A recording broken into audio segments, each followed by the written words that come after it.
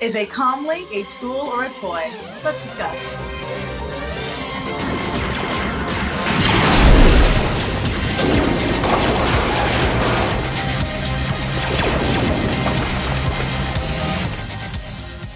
Welcome to Into the Garbage Chute, a Star Wars show where we are discussing the animated TV show The Bad Batch.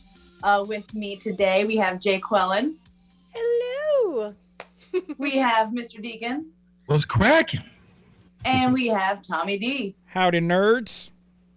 Howdy. I'm glad you stuck with that for take 4. You had the chance to change it and you didn't. Take 5. This is like take 7, I think, at this point.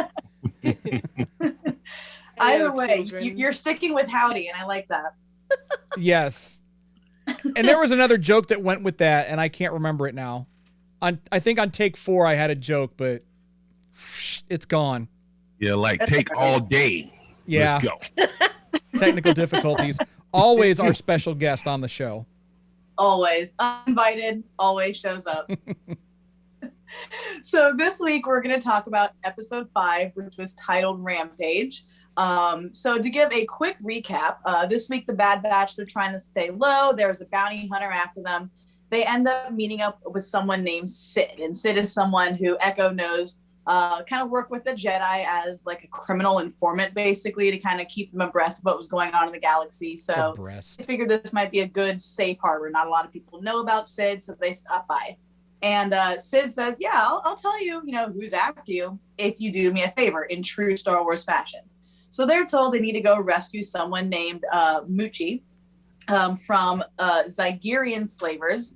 What they are not told, but they find out later, is that Moochie is a young female Rancor. So after we see why Wrecker is called Wrecker, because he literally wrestles a Rancor to the ground, we find out that Rancor was actually the property of one Bib Fortuna. And in returning Moochie to Bib Fortuna, Sid does follow through on her promise and does inform the Bad Batch that the bounty hunter after them is none other than Fennec Shand, who we are introduced to in The Mandalorian. And the most important plot point, which I found out after the fact, is that no, it is not Moochie who Luke Skywalker squares off against in episode 6. That is a completely different Rancor by the name of Patissa. So do not worry. As far as we know, Moochie could still be out there kicking it. That's good, because I was actually very upset about that, because I thought that Luke Skywalker brutally murdered Moochie because now you put a name and a gender to Luke Skywalker's crime, one of many crimes committed by this Jedi. No, but the implications are still just as horrible, because we don't know what happens to Moochie. We have to assume that she was maybe the first or one of many.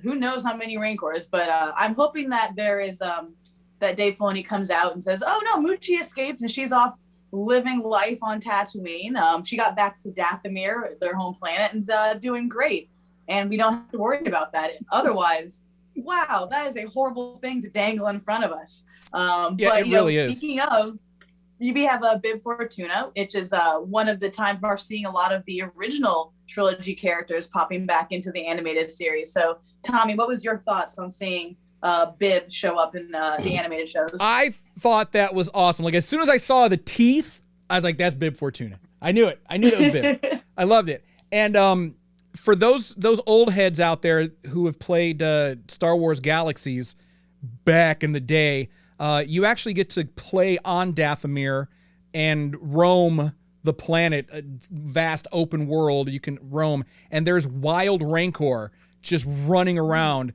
Not really the thing you want to see, especially when you're like a lower level character and you're on Dathomir looking for stuff and you shouldn't be there, but you really, really want these items and they would help you level up quicker. And then you're surrounded by like 5 or 6 Rancor. That doesn't end well. So Moochie. You also get to see them in Fallen Order, I think. You I do. know we're in, and they are just as fun. Yeah. They're also in Force Unleashed. I think you get to where do you go? It's not Dathomir. It's somewhere else in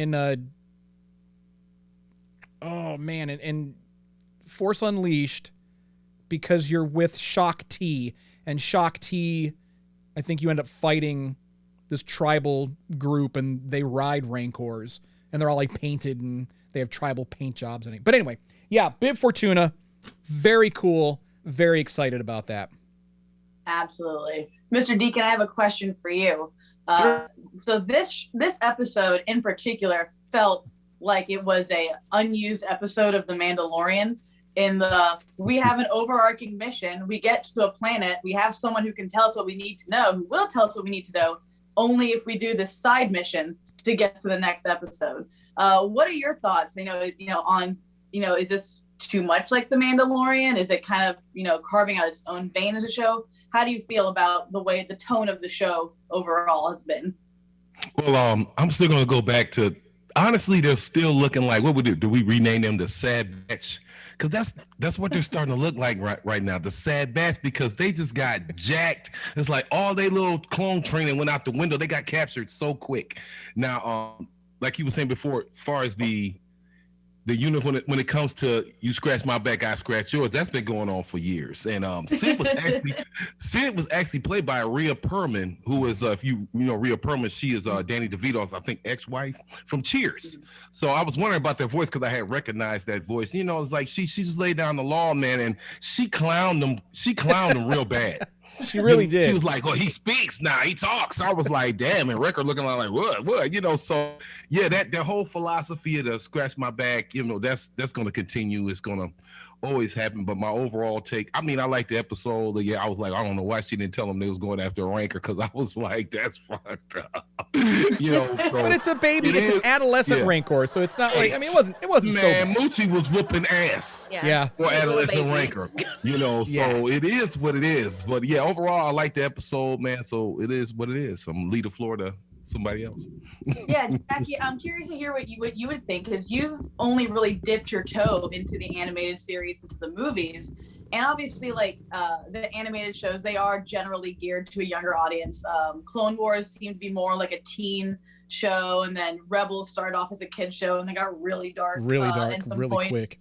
And then I feel like Bad Batch is really kind of weaving in between the two sometimes, even though it seems a little bit more juvenile. For someone who's like kind of new to the whole animated Star Wars world, how do you feel about it? I'm putting you on this. Well, I'm curious because, for a lot of us, we get to see the worlds and characters we know, so we can kind of forgive the fact that it's like a kid's show. Right. But because you don't know, or you don't have as deep a connection with the characters that we do, what's it like watching it from your perspective? Right. So just from your recap of the show, I was like, wow, you got a whole lot more out of that than I did. Like a whole lot. I was like, oh, I recognize the name Jabba. That's cool. You're talking about the person who actually was in communication with Sid to get Moochie, and I didn't know who that was. I'm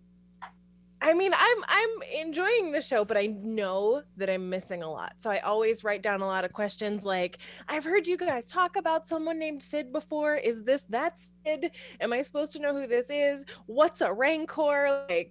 Am I supposed to know who Moochie is? I have all sorts of questions that I know I can bring to you guys, but it's a cute story. I think Wrecker is probably my favorite Bad Batcher. Why are you shaking your head, Tommy? A cute story.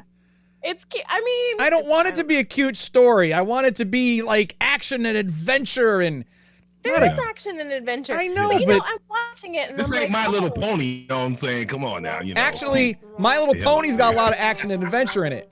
The new one, My Little Pony's badass, actually. Thanks for taking the time to watch this week's Into the Garbage Chute clip. We hope you enjoyed it. If you did, and you want to see more, head over to patreon.com/Circle of Nerds to unlock more exclusive content than you could possibly imagine. I don't know, I can imagine quite a bit. You'll get it. Or if you'd just like to show your support, patreon.com/Circle of Nerds is the way. This is the way.